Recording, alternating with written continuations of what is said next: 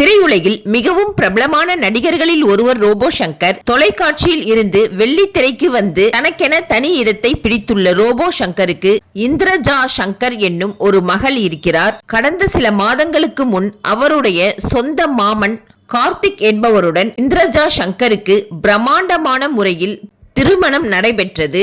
இருவரும் ஜோடியாக mister and Mrs சின்னத்திரை நிகழ்ச்சியில் போட்டியாளராக களம் இறங்கி உள்ளனர். நடுவர் ராதா போது மகிழ்ச்சி செய்தியை எங்களுக்கு சொல்ல போகிறீர்கள் என இருவரிடமும் கேட்க, நாங்கள் இருவரும் தாய் தந்தை ஆக போகிறோம் என கூறி தனது மனைவி கர்ப்பமாக இருக்கிறார் என்கிற மகிழ்ச்சி செய்தியை அறிவித்துள்ளார்.